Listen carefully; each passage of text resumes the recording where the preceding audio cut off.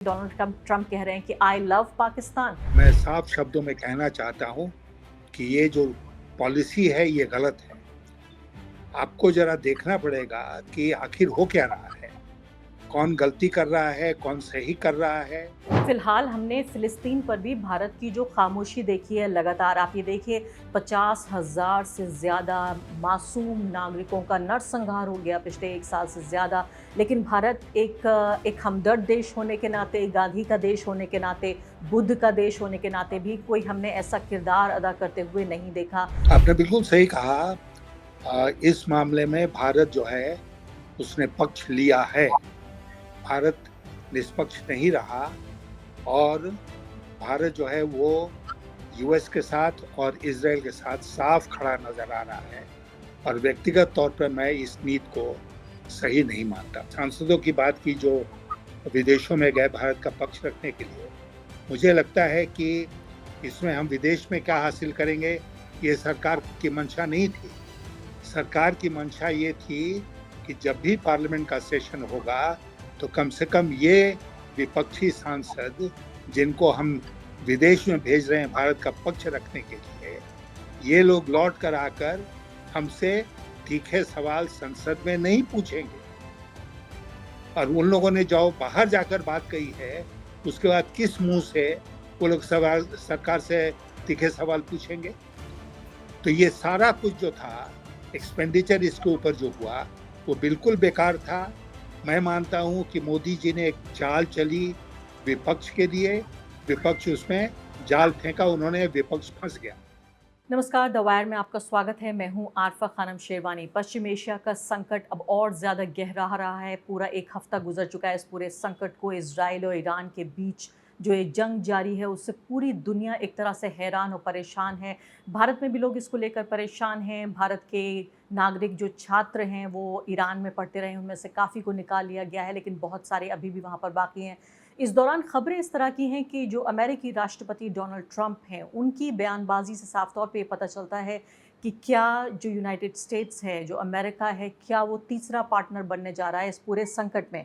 उन्होंने जिस तरह से धमकी भरे मैसेजेस अपने सोशल पर भेजे और पोस्ट किए, जिसमें सीधे तौर पर वो वहाँ के सुप्रीम लीडर ईरान के अयातुल्ला खामनई को टारगेट करते हुए कहा। उसके बाद खामनई ने एक तरह से ताबड़तोड़ जवाब दिया और कहा कि वो किसी भी तरह की अमेरिकी धमकी से डरने वाले नहीं हैं और वाजिब जवाब दिया जाएगा अगर अमेरिका ने इस तरह की कोई भी हरकत करने की कोशिश की ईरान के खिलाफ।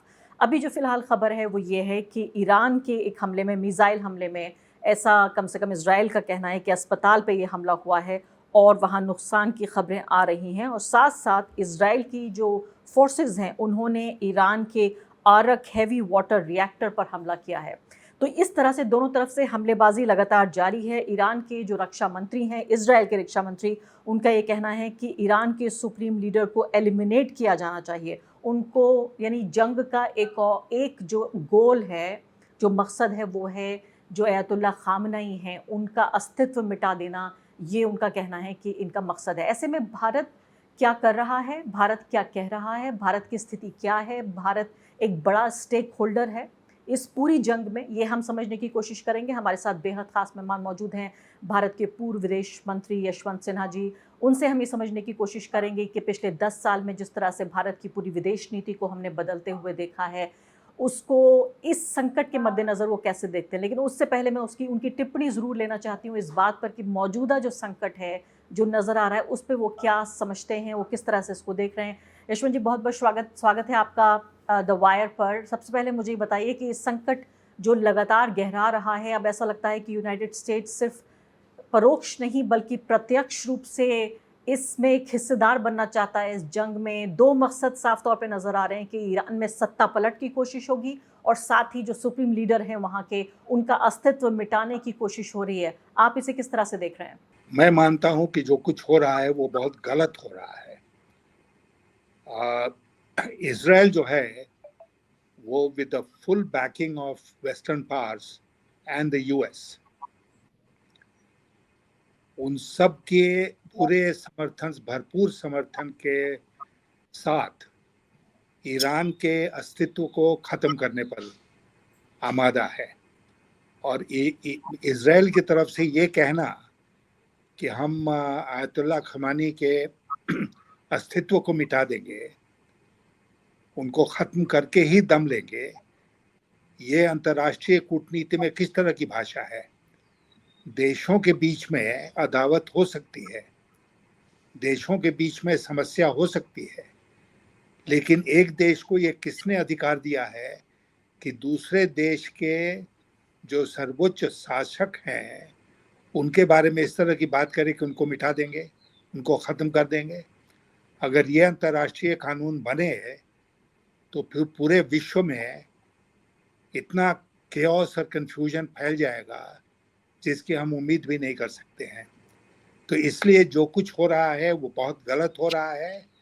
मुझे ये कहने में तनिक भी संकोच नहीं है कि इजराइल एक रोग स्टेट की तरह बिहेव कर रहा है। ईरान के लिए अस्तित्व की लड़ाई है। हालांकि हमको ये भी ध्यान में रखना चाहिए कि ईरान और इजराइल के बीच में शायद 1000 किलोमीटर का फासला है। दोनों देश के जो सैन्य ताकत है वो आमने सामने नहीं है। ये पूरी लड़ाई मिसाइल्स जो आसमान में छोड़े जाते हैं उनके माध्यम से हो रही है। और अंतर्राष्ट्रीय स्तर पर अभी हमने देखा कि G7 की जो मीटिंग हुई उसमें उन लोगों ने ये तय किया कि वो पूरी तरह से इजराइल के साथ खड़े रहेंगे। तो ये सब कुछ बहुत अच्छा नहीं हो रहा है और अंतर्राष्ट्रीय कानून के दृष्टिकोण से सही नहीं है। और मुझे लगता है कि जहाँ तक भारत का सवाल है, भारत को इसमें हस्तक्षेप करना चाहिए और जोर देकर इस बात को कहना चाहिए कि ये लड़ाई खत्म हो और दोनों पक्षों को टेबल पर बैठकर बात करनी चाहिए। लेकिन यशवंत जी, इसके अलावा दूसरा कोई यशवंत उपाय जी, मैं नहीं। आपको याद दिलाना चाहती हूँ, G7 में तो चलिए भारत कोई मेंबर नहीं है, एक्टिव मेंबर नहीं है, एक तरह से मैं कहूँगी जो परिधि है, पेरिफेरी है, उसी पर भारत है। लेकिन एससीओ ने जब एक पूरा स्टेटमेंट जारी किया जिसमें कड़े शब्दों में इजराइल की निंदा की गई कि ईरान पर हमले को लेकर, उस स्टेटमेंट से भारत ने दूरी बना ली। उससे पहले मैं आपको याद दिलाना चाहती हूँ, यूनाइटेड नेशंस में जब गज़ा में फ़िलिस्तीन के ऊपर हमलों के को बंद करने के लिए जब एक प्रस्ताव रखा गया तो भारत उससे एब्सेंट हो गया। तो भारत का की जो विदेश नीति पिछले लगातार सालों में देखने को मिल रही है, खासकर ये दो जो इंसिडेंट हैं, इससे पहले मैं आऊँ कि पाकिस्तान के जो सेनाध्यक्ष हैं उनकी मुलाकात डोनाल्ड ट्रंप से हुई। इसके अलावा भारत ने भी, प्रधानमंत्री मोदी ने 35 मिनट डोनाल्ड ट्रंप से बातचीत की फ़ोन पर। इन पहलुओं पर मैं आऊँगी, लेकिन पहले मैं ये जानना चाहती हूँ, इजराइल ईरान के मुद्दे पर, फ़िलिस्तीन के मुद्दे पर ही पिछले 10 दिनों के अंदर ये 2 घटनाक्रम हुए हैं। कैसे देखते हैं आप भारत की स्थिति को? देखिए, मैं भारत ने जो रुख अपनाया है कि हम ब्लाइंडली समर्थन करेंगे इजराइल के, मैं उसके पक्ष में नहीं हूँ। और मैं साफ शब्दों में कहना चाहता हूँ कि ये जो पॉलिसी है ये गलत है। आपको जरा देखना पड़ेगा कि आखिर हो क्या रहा है, कौन गलती कर रहा है, कौन सही कर रहा है। और जो गलती कर रहा है उसके बारे में ये कहना कि वो गलती कर रहा है, इसमें आपको क्यों एतराज़ किसी को होगा? और भारत जैसे देश में, क्योंकि हमने शुरू से एक हम नीति पर चले हैं जहाँ तक इजराइल और पैलेस्टाइन का सवाल है, जो आज का नहीं है, 1947-46 से शुरू है।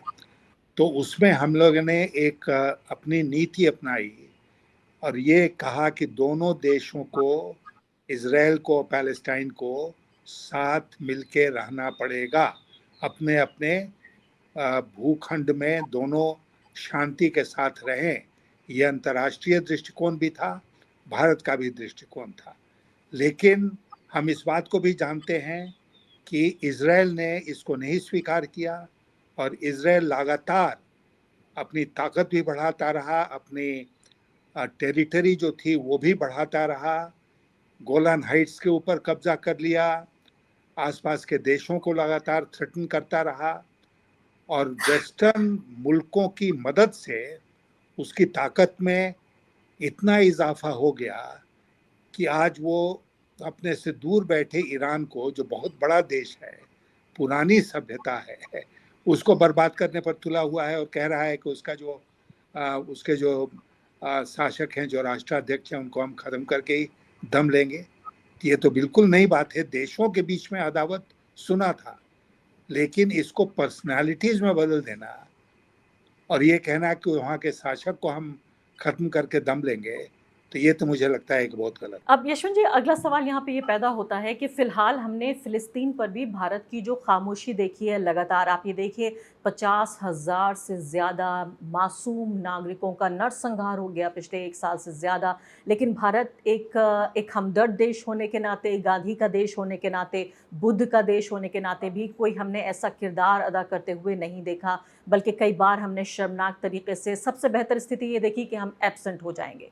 तो अब मुझे ये बताइए कि क्या इस पूरे संकट से ये भी पता चलता है कि भारत इजराइल और यूनाइटेड स्टेट्स, और ख़ासकर मैं यूनाइटेड स्टेट्स का जिक्र करना चाहती हूँ, सीधे तौर पर उसके खाने में खड़ा हुआ नज़र आ रहा है। भारत का जो अपना एक पक्ष था, हमने देखा कि बड़े बेहतरीन तरीके से जो रूस और यूक्रेन का ये पूरा जो संकट था, उसमें दोनों पक्षों में एक तरह से एक बैलेंसिंग, या मैं कहूँगी एक संतुलन की स्थिति बनाते हुए भारत ने अच्छा काम किया। लेकिन इस मामले पर हम ये सीधे तौर पर देख रहे हैं कि कैसे यूनाइटेड स्टेट्स और अमेरिका के साथ खड़ा हुआ नजर आ रहा है भारत। आपने बिल्कुल सही कहा। इस मामले में भारत जो है उसने पक्ष लिया है। भारत निष्पक्ष नहीं रहा और भारत जो है वो यूएस के साथ और इजराइल के साथ साफ खड़ा नजर आ रहा है और व्यक्तिगत तौर पर मैं इस नीति को सही नहीं मानता। अब इसमें अगर कुछ ही हम इन बातों पर जिक्र कर लें कि क्या भारत को नुकसान और फ़ायदा हो सकता है, हम ये देखने की कोशिश करें कि जिस बैलेंसिंग एक्ट का मैं जिक्र कर रही थी, जो रूस और यूक्रेन के बीच किया गया, यहाँ पर सीधे तौर पर अनुपस्थित नज़र आ रहा है। अगर भारत यूनाइटेड स्टेट्स के साथ खड़ा होता है, आपने कहा सीधे तौर पर नज़र आ रहा है कि पक्ष ले रहा है, ऐसे में अगर पूरा मिडल ईस्ट, अगर हम वेस्ट की तरफ से देखें या हमारी तरफ से देखें, तो पश्चिम एशिया में जितने देश हैं, चाहे वो सऊदी अरब हो, यूएई हो, इसके अलावा कतर हो, ये सिर्फ ईरान की बात नहीं है, पूरे मिडल ईस्ट की बात है। क्या भारत इन तमाम देशों से अपने संबंध खराब करने को तैयार है? हम जानते हैं कि लाखों की तादाद में जो भारत के लोग हैं वो इन देशों में काम करते हैं। अगर ये जंग होती है, ये पूरा इलाका अस्थिर होता है और भारत इसी तरह से अपना पक्ष रखता है कि हम कुछ नहीं कहेंगे, हम एब्सटेन करेंगे, हम स्टेटमेंट पे सिग्नेचर नहीं करेंगे, हम यूनाइटेड स्टेट्स के साथ खड़े रहेंगे, ऐसे में क्या फ़ायदा और नुकसान आपको नज़र आता है? देखिए, एक तो जैसा आपने स्वयं कहा कि एक बड़ा नुकसान जो हमें नज़र आ रहा है वो ये नज़र आ रहा है कि जितने मिडल ईस्ट के मुल्क हैं, जितने नॉर्थ अफ्रीका के मुल्क हैं और जितने इस्लामिक देश हैं, वो भारत उनके साथ अपना संबंध बिगाड़ेगा, क्योंकि कहीं न कहीं ये सारे देश जो हैं वो ईरान के साथ खड़े हैं।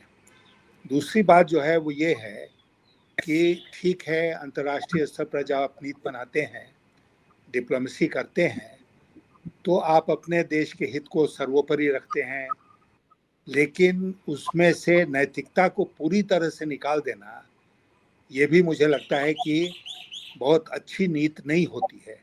और भारत जैसे देश में, जैसा आपने कहा कि बुद्ध और गांधी का देश, जिसने बराबर शांति के पथ पर चलने का प्रयास किया है, आज से नहीं सदियों से, वो अगर एक इस तरह का, जिसको हम कहेंगे कि प्योरली सेल्फिश नीति पर चले, जिसमें नैतिकता का अभाव हो, तो वो मुझे लगता है कि वो नीति सही नहीं है। तो दो प्रकार के इसमें मुझे दिक्कतें नज़र आ रही है। एक तो मुझे लगता है कि लॉन्ग टर्म में हमारा जो हित है वो नहीं सधेगा अगर हम यूएस और इजराइल के साथ खड़े नज़र आएंगे जैसे आ रहे हैं।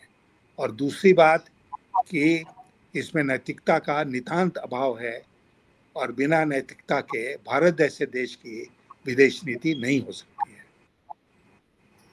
यशवंत जी, इसके अलावा एक और सवाल ये उठ रहा है कि नरेंद्र मोदी और नेतन्याहू दोनों के जो काम करने का स्टाइल है वो काफ़ी हद तक मिलता जुलता है, और भारत में जिस तरह से हम ये देख रहे हैं कि इजराइल को लेकर एक अप्रत्याशित जो समर्थन नज़र आ रहा है, उसके पीछे दो वजह हैं।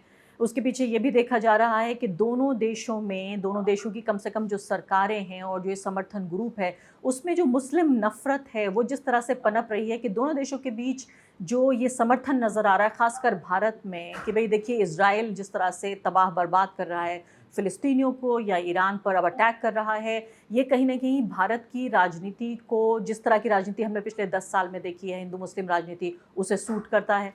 दूसरी बड़ी बात बार-बार हमें बताई जा रही है कि भई पाकिस्तान पर जब हमला, पाकिस्तान और भारत के बीच जो ये पूरा संकट देखा गया, पहले भारत के ऊपर आतंकवादी हमला हुआ, उसके बाद भारत ने हमला किया पाकिस्तान के जो आतंकवादी ठिकाने थे। ऐसे में सिर्फ़ अकेला एक ऐसा बड़ा देश था इज़राइल, जो कि भारत के साथ खड़ा रहा, और इसलिए इज़राइल का समर्थन कर रहा है भारत। कुछ और तथ्य भी मैं देना चाहती हूँ यहाँ पे, वो ये कि सबसे बड़ा जो डिफेंस यानी कि हथियारों का खरीदार भारत बन गया है। सबसे ज़्यादा जो हथियार खरीद रहा है वो इज़राइल से खरीद रहा है, और इसके अलावा पिछले 10 साल में यानी कि नरेंद्र मोदी के कार्यकाल में 33 गुना इजाफा हुआ है इन हथियारों की खरीदारी में।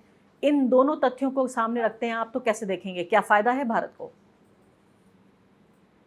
देखिए, हम हर बार फायदा और नुकसान के टर्म्स में नहीं सोच सकते हैं। जैसा मैंने आपसे जोर देकर कहा कि जब आप विदेश नीति बनाते हैं, डिप्लोमेसी करते हैं, तो कहीं न कहीं उसमें नैतिकता का अंश होना चाहिए। आप पूरी तरह से नैतिकता से पीछा नहीं छुड़ा सकते हैं। मैं मानता हूं कि इज़राइल की बड़ी भूमिका है भारत के डिफेंस प्रिपेयर्डनेस में, और इज़राइल हमारे साथ खड़ा रहा जब पाकिस्तान के साथ हमारी झड़प हुई। लेकिन इसका ये मतलब नहीं हुआ कि अगर इज़राइल गलत करे तब भी हम इज़राइल का साथ दें। मैं मानता हूं कि इज़राइल ने हमारा साथ दिया क्योंकि भारत जो कुछ कर रहा था वो सही कर रहा था विज़-वी पाकिस्तान। लेकिन जो इज़राइल कर रहा है ईरान के साथ वो सही नहीं कर रहा है। तो क्या हम ये मान लें कि हमारी नीति ऐसी होगी जिसमें हम सही और गलत की पहचान छोड़ देंगे, और केवल इसलिए कि इज़राइल हमारे लिए मिलिट्री सप्लायर है, हमारी उस पर निर्भरता है डिफेंस सप्लाईज को लेकर, तो इसलिए इज़राइल जो गलत करेगा हम उसको स्वीकार कर लेंगे?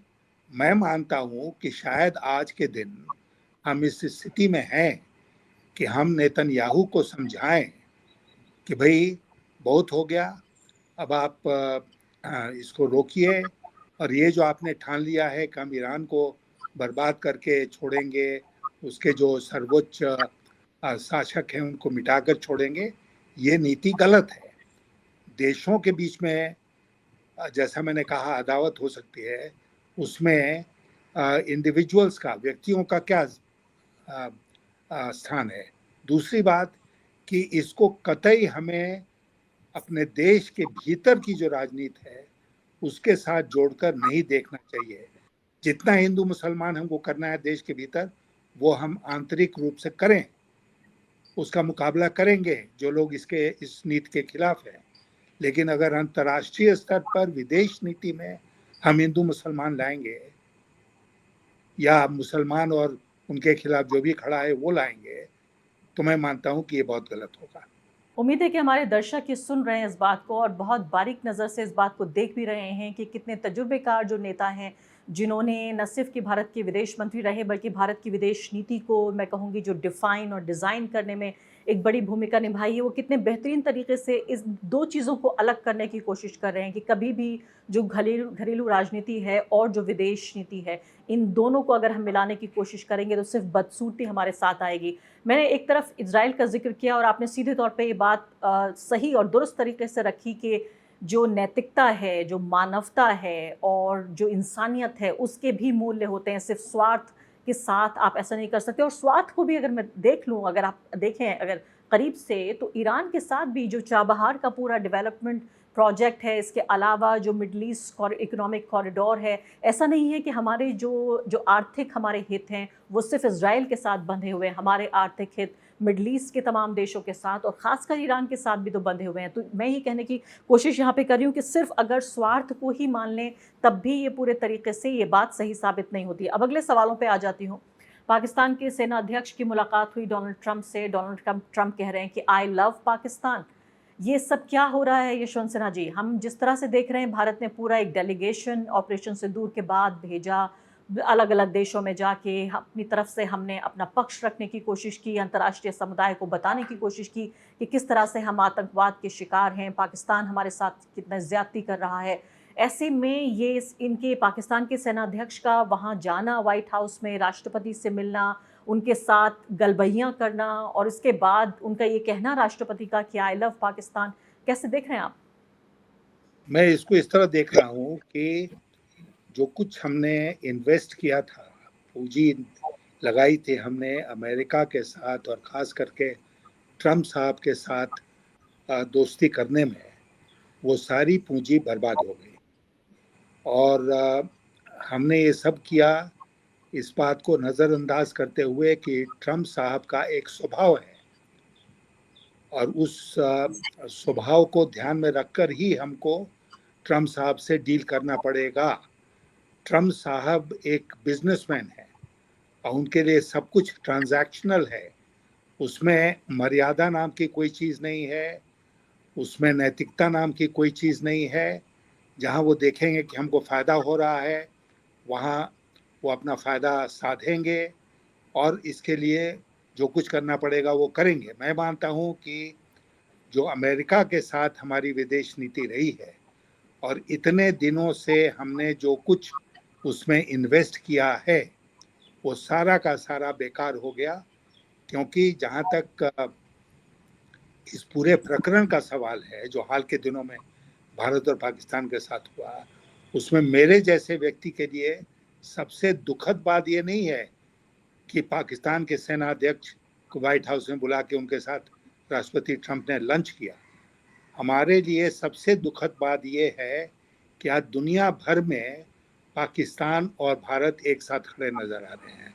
हाइफेनेशन जिसको कहते हैं वो हो गया। और आपने जिन उन सांसदों की बात की जो विदेशों में गए भारत का पक्ष रखने के लिए, मुझे लगता है कि इसमें हम विदेश में क्या हासिल करेंगे, ये सरकार की मंशा नहीं थी। सरकार की मंशा ये थी कि जब भी पार्लियामेंट का सेशन होगा तो कम से कम ये विपक्षी सांसद जिनको हम विदेश में भेज रहे हैं भारत का पक्ष रखने के लिए, ये लोग लौट कर आकर हमसे तीखे सवाल संसद में नहीं पूछेंगे। और उन लोगों ने जो बाहर जाकर बात कही है, उसके बाद किस मुंह से वो लोग सवाल सरकार से तीखे सवाल पूछेंगे? तो ये सारा कुछ जो था, एक्सपेंडिचर इसके ऊपर जो हुआ, वो बिल्कुल बेकार था। मैं मानता हूं कि मोदी जी ने एक चाल चली विपक्ष के लिए, विपक्ष उसमें जाल फेंका, उन्होंने, विपक्ष फंस गया। अब विपक्ष इसमें से कैसे निकलेगा, ये तो संसद का सत्र रहेगा तभी स्पष्ट होगा। लेकिन हमको लगता है कि इसमें विपक्ष ने भारी गलती की कि इसमें उन्होंने ज्वाइन किया इन डेलीगेशंस को और उसका नतीजा कुछ नहीं निकला, जीरो। ये बहुत बेहतरीन आपने बात कही और बहुत कम लोग ऐसे हैं यशवंत जी, मैं आपको यहाँ पर मुझे कहना पड़ेगा कि जो इतनी साफ गोई से इस बात को कह रहे हैं, महसूस बिल्कुल वही कर रहे हैं जो आपने कहा कि किस तरह से विपक्ष में खासकर वो सांसद जो सबसे ज़्यादा विरोधी थे, विपक्ष में थे नरेंद्र मोदी सरकार की, खासकर इस पूरी नीति के भी, अब वो किसी काबिल नहीं बचे कि वो वापस देश लौट कर एक शब्द कह सकें। क्योंकि ये नहीं हो सकता कि एक व्यक्ति एक बयान दे रहा है भारत की सरहद के बाहर और सरहद के अंदर जब वो दाखिल होगा तो फिर नरेंद्र मोदी से जवाबदेही करेगा। तो एक तरह से जिसे अंग्रेजी में टीथ कहते हैं, तमाम तरह के हथियार मैं कहूँगी विपक्ष से छीन लिए गए। कम से कम ये सांसद जो गए विदेश में और जाके उन्होंने भारत का नहीं बल्कि भारत सरकार के वकील की तरह जो उन्होंने वो काम किया, आप ही कह रहे हैं कि एक चाल थी जिसमें विपक्ष के सांसद फंस गए हैं। विपक्षी पार्टियां फंस गई और उन्होंने अपने सांसदों को भेजना स्वीकार किया। उनको लगा कि अगर वो इसमें शामिल नहीं होंगे तो कहीं ना कहीं मोदी जी को और बीजेपी को ये कहने का मौका मिल जाएगा कि राष्ट्रीय मुद्दों पर भी ये हमारे साथ नहीं है, राष्ट्रीय सुरक्षा के मुद्दों पर भी हमारे साथ नहीं है। इसका मुकाबला करने को विपक्ष को तैयार रहना चाहिए था, इसमें फंसने के बजाय। और मैं इसीलिए मैं कहता हूं कि विपक्ष ने ये भारी गलती की। जी हाँ, और इसीलिए तमाम जो सारे सवाल जो ऑपरेशन सिंदूर को लेकर खासकर उसके बाद जो उठाए गए, जिस तरह से रणनीति अपनाई गई, जो हमारी वायुसेना है उसकी क्षमता को लेकर, और तमाम तरह के सवाल वो लगता है अब सब दब गए हैं इस पूरे घटनाक्रम के बाद। अब आखिरी सवाल आपसे पूछ रही हूँ कि चलिए, सेनाध्यक्ष पाकिस्तान के उन्होंने डोनाल्ड ट्रंप से मुलाकात की, लेकिन उधर भारत के प्रधानमंत्री ने भी 35 मिनट बातचीत की, और जो रीड आउट है उनका भारत की तरफ से, उसमें ये कहा गया है कि अमेरिका को ये कन्वे किया गया, कि रिजेक्ट किया गया कि डोनाल्ड ट्रंप बार बार जो ये कहते रहे हैं कि ये सीज़ फायर मैंने कराई है। कम से कम 8 बार से ज़्यादा, 8 से 10 बार के बीच में 9 बार कम से कम डोनाल्ड ट्रंप ने इस बात को कहा कि ये सीज़ फायर मैंने कराई है। इस बात को आप किस तरह से देखते हैं कि भारत का रिजेक्शन, भारत ने नरेंद्र मोदी जो फॉरेन सेक्रेटरी, उन्होंने कहा कि वो यहाँ पर मसरूफ़ हैं, वो नहीं जा सकते व्हाइट हाउस, जब उनको दावत मिली वहाँ पहुँचने की, और दूसरे 35 मिनट फ़ोन पर बातचीत करके इसको रिजेक्ट किया गया कि हमने सीज़ फायर में डोनाल्ड ट्रंप का या अमेरिका का कोई हाथ नहीं था। मैं 2-3 बातें कहूँगा। एक तो ये कि इस रीड आउट के बाद भी ट्रंप का बयान आया है कि उन्होंने कराया, इसलिए ट्रंप के ऊपर इसका कोई असर नहीं पड़ा है इस रीड आउट का। नंबर 2, ये एक राजनीतिक सवाल है और इसमें फॉरेन सेक्रेटरी को इन्वॉल्व नहीं करना चाहिए था। अगर किसी को बोलना चाहिए था तो प्रधानमंत्री स्वयं बोलते या उनके विदेश मंत्री बोलते। इसमें विदेश सचिव को इन्वॉल्व करके एक पॉलिटिकल मामले में मुझे लगता है कि सरकार ने ठीक संदेश नहीं दिया है। और तीसरी बात कि जैसा मैंने कहा कि ट्रंप ने फिर दोहराया है इस बात को, और मुझे लगता है कि ट्रंप बार बार इस बात को दोहराएंगे।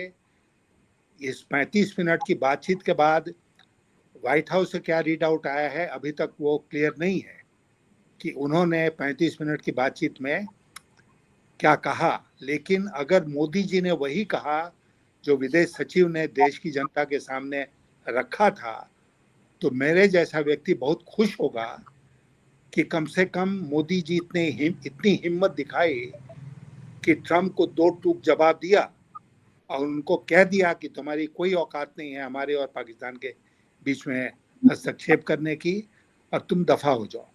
ये अगर उन्होंने कहा है तो मुझे एक भारतीय होने के नाते गर्व हो रहा है। बहुत बहुत शुक्रिया आपका यशवंत सिन्हा जी इस पूरी बातचीत के लिए, और जिस तरह से पूरी विदेश नीति को लेकर एक तरह का जो असमंजस नज़र आ रहा है, सीधे तौर पे कम से कम आपने तो अपना पक्ष साफ रखा है कि आप कहाँ खड़े हैं, भारत की सरकार कहाँ खड़ी है, उसकी विदेश नीति क्या है, ये तो समझने में बड़ा मुश्किल हो रही है, लेकिन कम से कम ये आपने एक पूर्व मंत्री के तौर पर अपनी बात को रखा है। बहुत बहुत शुक्रिया।